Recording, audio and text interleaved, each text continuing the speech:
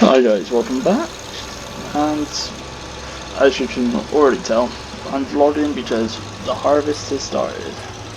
Well, it started yesterday for me. It started a week ago for Matt, but Matt is now gone on holiday, so he's taking a couple of days off. But thought I'd bring a short vlog today of me getting my harvest in. We're currently in a wheat field. But yeah, T-Dub's on the wagon. Yesterday, when we were getting the small barley field done, which is over there, it was the New Holland, but I've had to take the New Holland off because the New Holland needs to have a wash down, because after dinner, and before I come back after dinner here, I need to take the New Holland back to the dealers because the end of its 3-month lease has come. So I won't be buying it out, it's too expensive to buy out, but I am going to be taking a lease out on another tractor to replace it. It only has like 20 less horse and it's a little bit cheaper, and I can have it until the start of on the 1st of January, but the dealer won't be open, so he said we've agreed with the 2nd. So it's about 5 months on the lease. Hopefully by then I might have sold the grain from the harvest and whatever else, and hopefully I might be able to have a good bit of good finances to actually get the new tractor permanently, because it is a brand new tractor. It's not second hand, it is brand new into the dealer, which is obviously different for me. Don't generally have brand new tractors, considering the Massey was new, to be fair. The loader was new, but is not exactly new anymore. I've had it, over a year now, and the paint has started to come off. But anyway, yeah, this field of wheat has taken a hit because of the amount of weeds in this field. Don't quite know why there's so many, and it was the same out in that one, but the other two of my fields don't have weeds in. So whether it's just this bit of land, I do not know. But as you can see, that's where the concave got blocked because there was too many weeds, so I just missed that entire bit, and there was no straw in front of that gateway, which I will explain to you now. Is that the gateway over in the far corner of that field goes through the this farmer's yard. Now, he doesn't actually do any farming, he just owns a yard and literally does nothing with it. Basically, he's got a gate there into this field, but that one is padlocked and has got a nut and bolt through the latch,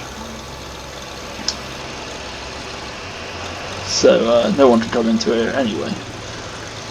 But I went to go through that corner of the field, as I normally would. I'd generally get Matt to go through it, and he came out and said, no, I'm not going through there this year. So I don't quite know what I've done. Don't think I've done anything. I haven't seen him in ages.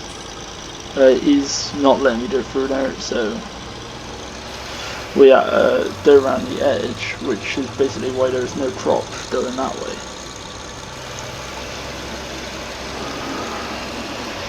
But it's not really going to make a difference. Hopefully we'll still have enough straw out of these two fields, plus the other two small, literally, and when I say small, it is small, 2 other small fields.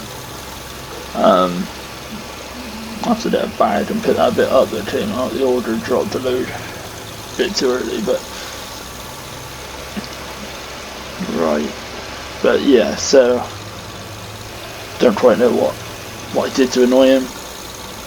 But like I said, don't think I did anything. I hadn't seen him. And when I said to Matt, he found it quite weird. But alright, that's that empty. We'll keep the order out now. But yeah, as you can see, the crop's pretty bad up here. So obviously I have to go back and forth with the trailer, but doesn't matter. Now there's a bit under that tree that the tree is grown out so much you can't actually get without smashing the combine, but rather not smash the combine up. But yeah, it was good starting on the small barley field out there because I got to, got used to using this new to me combine. Found out some interesting features, e.g. the auto switch off, which is a little sensor in the grain tank that if I don't keep an eye on this little hole here which looks into the grain tank, it does actually switch the machine off when when there's too much grain in there. And it switches off the whole machine. Like I was doing along and it automatically switched off. I was like, oh god. They've seen me come in and I've been absolutely taken for a fool. But no, when I rang the dealer, it was like it just automatically switched off. It's like, yeah, that's the sensor. It's like, oh well, didn't know it had it because it was so. Like, obviously the modern day combines would do, but I didn't know it had it on this. But well, we learn. We now know. I'm not too worried about the amount of grain we get out of this field because the other two wheat fields are a lot better than this. Like I said, there's no weeds, so instantly better, and there is a better yield. It's just mainly for the bales, and obviously, even if we don't get a lot of grain out of my fields, not grain, sorry, straw. Obviously, we still got. I've bought two fields of straw off of Matt, so when he gets those two fields cut, I can take my baler down, bale it and collect it, and then the rest of his fields, I believe he's done a straw chop through the chopper at the back of the combine. So when we don't vlog, when he's back from holiday, we'll take a walk down his yard and get a vlog of his combine in action, as it's a lot bigger than this. But how's that grain temperature? Perfect. It's fine. We'll unload on the next one. Right, the brakes are spongy with this combine, and I learned that in that field down in that bottom corner. Almost went through the hedge with it.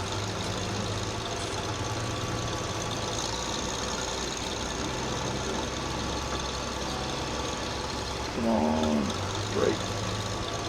Sometimes you have to turn the steering axles to get it to stop or pull the handbrake. It's just where it's quite a steep hill for the small engine it's got. But it doesn't matter to me how small it is.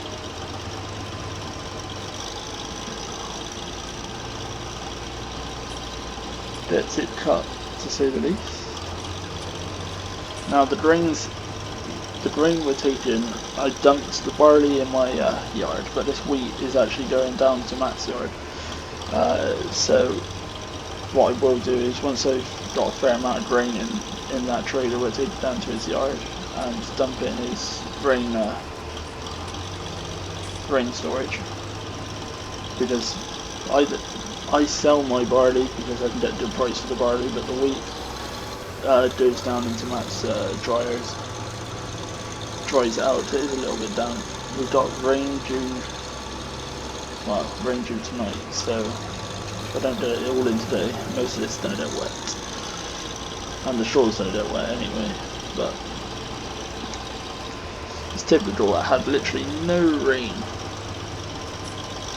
for 2.5 months now, and now it was forecast rain.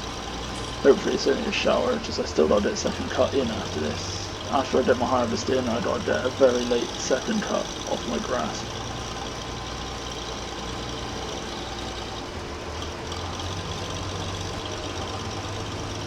Which Matt is then obviously bringing self-propelled forager to get in for me. So, but I will go mowing. The mower is hooked up to the Massey actually. So that's good. So I got it hooked up, ready to go, because I was going to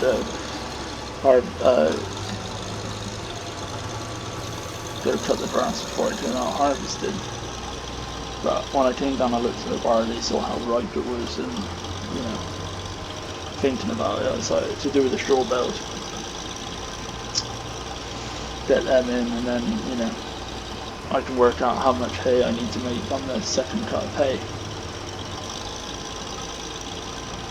And Matt started his, like I said, a week ago, so that's how I knew I needed to get mine done, because it's just how long it takes, really. Like, the difference between mine and Matt's is he planted his about a week and a half earlier than mine. And, you know, like I said, he started a week ago, now he's done on holiday. So by the time he gets back from his holiday, I'll have this baled, and then, you know, you don't remember this. And then by the time he's back, I can cut the 2 fields that, you know.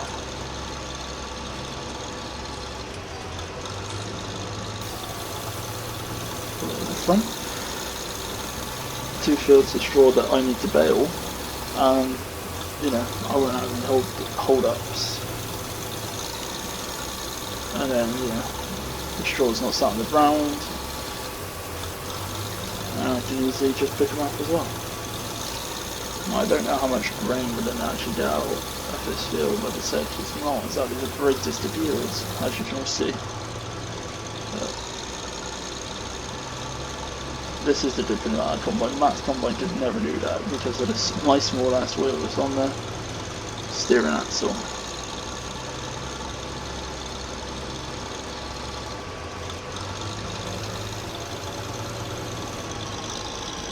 So far so good though, concave's not got blocked. The only mistake we have had is that I hit the order lever here. That turned it on and shot loaders onto the floor before I got in the trailer. But bring a little shovel and a little, like, you know, seed bag or something and pick it up and it'll be fine.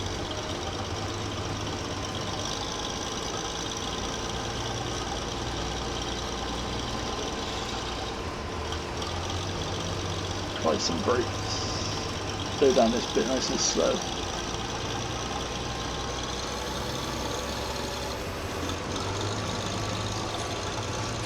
Full lock, it should spin round.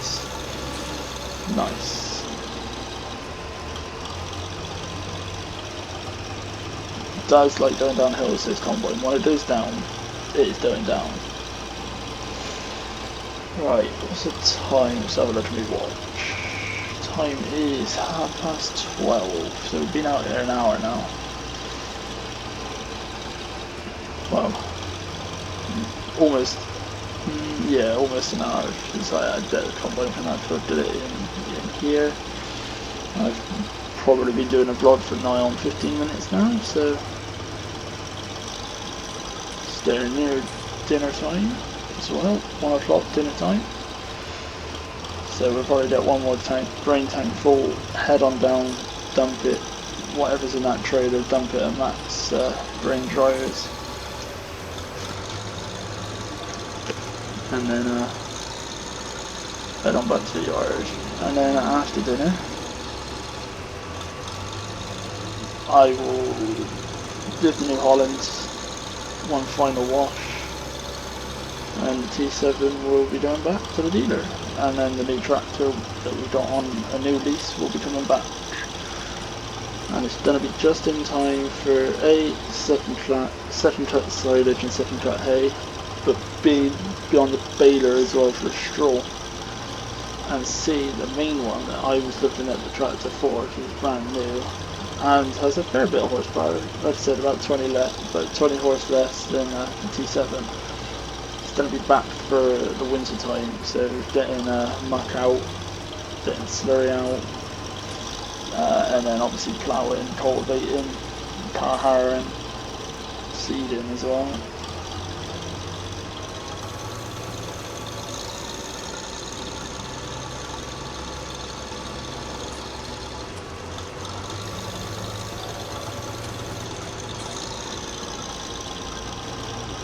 Also struggles to go up hills because of the tiny engine, and I've got to keep it in a low gear because of the amount of crop that takes it in the header. As you can see down there, it's absolutely flying. You're too fast and you jam the concrete up. And then you spend the rest of your day and jamming it.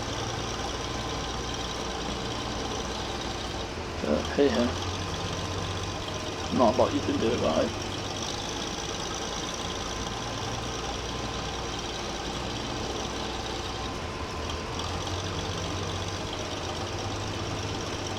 Alright, we're about halfway across the field now, easy. Probably the one where we just went down was about halfway, so.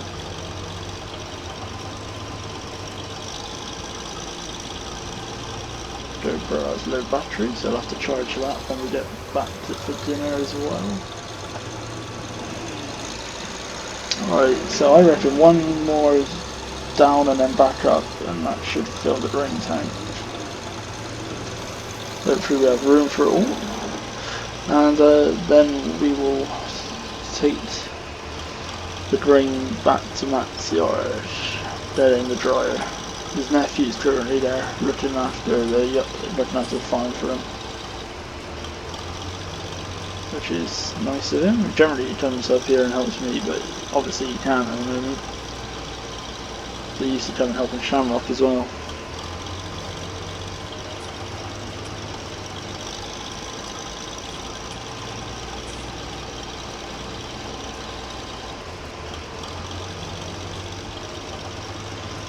But hopefully, when Matt's back from his holiday, we will see him get his harvest in. Probably won't be the next vlog, because the next vlog I do, I probably will vlog going down and getting a new tractor and probably doing some baling with it, like taking it back to the yard, getting the baler on it, and probably baling either this field or that small field over there, or one of the other two small fields, depending on weather and that. Whether it actually rains tonight as well. What are we looking like? It's getting full. Hopefully we can get to the end of this pass. But yeah, so probably in the under the sea. Obviously this vlog, guys, that Matt's doing a world, but this vlog out first, then it'll be, so it's probably going to be, including this one, 2 vlogs where Matt's not in it. So this one, and then when I go pick up the new tractor on lease, it's probably the only 2, so Matt's not going to be in.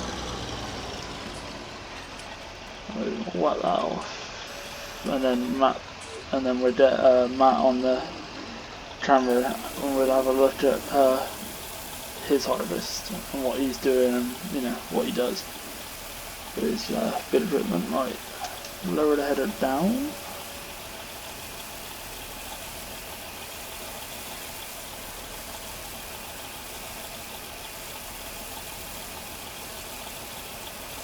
Don't quite know how much grain we got out of this field so far. I imagine it's quite a lot. It did take, obviously the first pass is load, but anyway, we knock that off. There, right. So yeah, the straw's quite dry. I mean, out here it is slightly damp. Here is quite damp as well when you get a big part of it like that. But it seems to be alright. It seems to be alright. It bale nice. It make nice bales. It's starting to get dirty on the combine. I have to give it a wash after a hard season. After it's hard season, but we got a good amount of grain in there actually. Obviously, I can't get right over there to see the shortness of the order, but pretty good. Right, let's jump in the T-dub. Now, can I get round? Trouble is, I gotta watch the tarp roof on the order. I left the combine in a real bad spot there, guys. And I don't think we can get past this bush. Come on, T-dub. Nice, right. Let's get it round.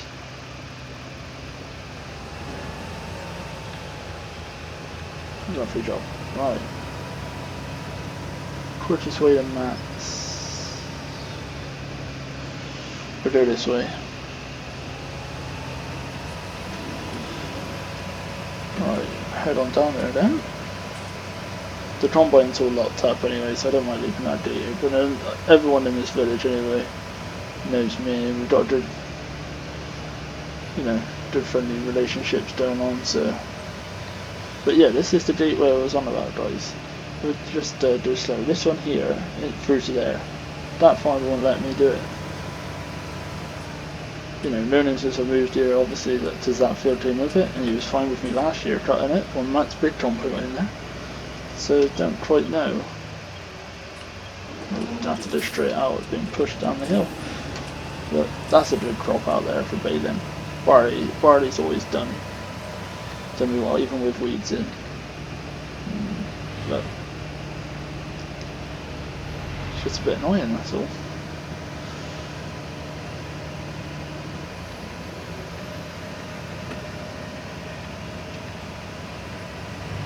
Right, let's turn in here. Come on, Clara, I might as well wait for you.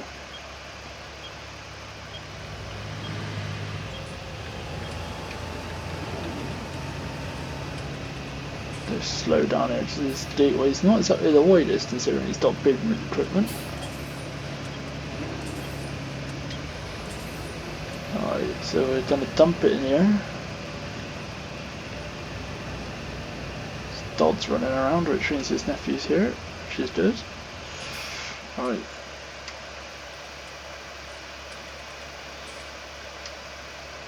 So we're gonna go. Come on, you're a new trader, go up.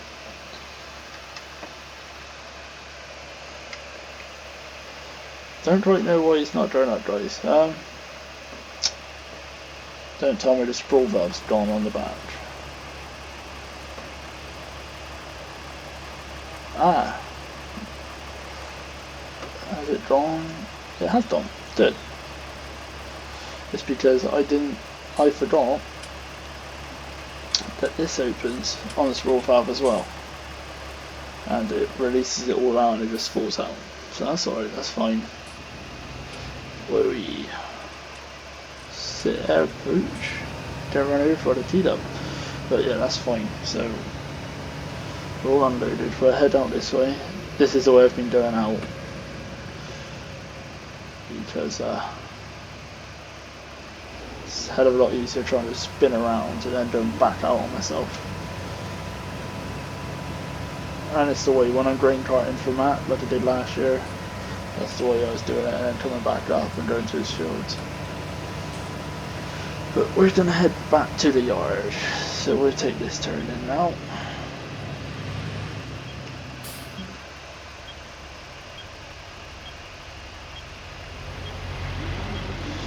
Yeah, for a minute there I thought the spool valves had packed up and wasn't lifting the trailer.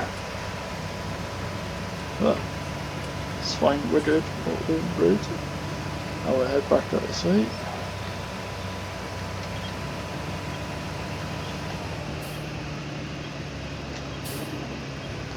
Now Matt's data is still parked up here, guys. He's just not had the time to move it, unfortunately. So it's been sat here for 4 weeks, broken down in the gateway, but it will be moved because now I don't know the full details. We'll ask Matt when he's in one of the vlogs, but he's meant to be having something built there, construction work.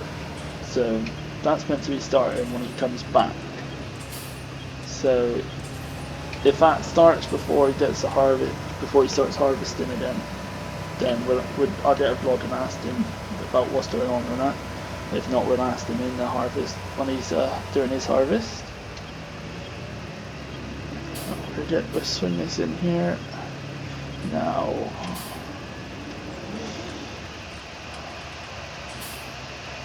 Miss the water tank, hopefully. Yep. Now what we shall do is spin it round. Oh yeah, guys, something I need to show you as well is that mower there. That was once that rusty old mower that was on the back of that of the yard tractor. as you can see, it's rusty no more. Right, we're just gonna put this over here because I've got to get the New Holland round to wash it. Right, turn that off there, jump on out. Right, yeah, over the past 4 weeks where I've had nothing to do, waiting for the harvest and that to be done, I have actually restored it to its original paint colours. And welded up all the holes and that, put plates on it. And I think it turned out rather nice, and obviously I got the Dutch Fire decals online, you know, you can buy them for like £2, so T-Dub10 is in a bad state right now. Now, if you're wondering how this happens, blame the pressure washer, and I won't be making the same mistake on the T7. I put it on a too higher setting, and it took the paint off. So now I have to repaint it. Not great, but could have done without it, but I'll do it up the same colours that I touched this up with. It looks rather nice, I think. But yeah, I'm gonna take T7 on rounds now, guys, and I'm gonna end the vlog here. I don't know when Matt Simon World, them lot, I don't know when they will get this out, but I'm sure it'll be pretty quick after I send them it. Probably I send it when I have for dinner now. I'll just take this on round to the pressure washer, just ready for after dinner. But hope you enjoyed, guys. If you have, remember to like it, comment, subscribe, and until next time, guys, bye for now.